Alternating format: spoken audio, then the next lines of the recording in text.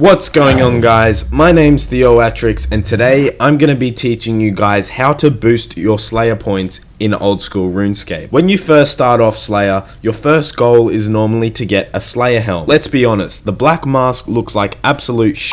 So doing this is going to really speed up the amount of time that you need to get that Slayer helm. Also, if you're going for other rewards like Superior Slayer and a colored Slayer helm, this method really helps to boost those points. Enjoy.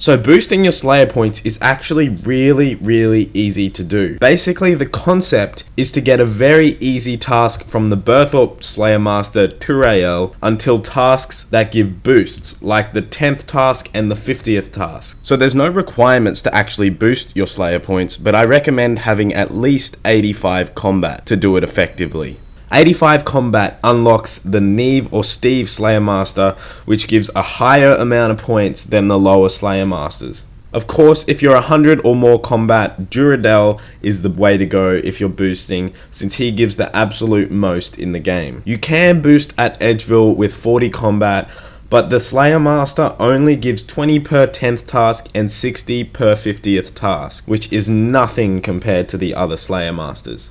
Boosting with Neve or Steve with 85 combat gets you 60 points every 10th task and 180 points every 50th task.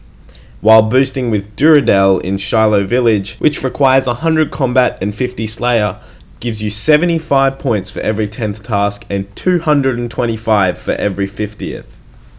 So I highly recommend to use Duradel, but the 50 Slayer and 100 combat requirement is pretty high for people who don't really have a Slayer helm yet. So I'm expecting more people to be using the Xanaris one, the Fairy Slayer Master, or Neve or Steve.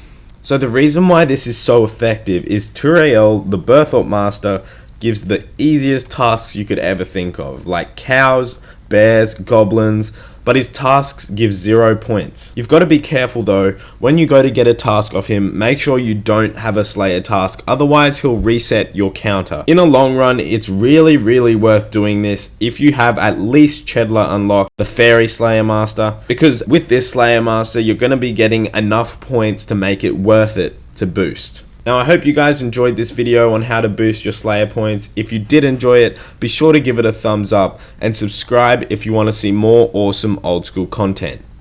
Thanks for watching.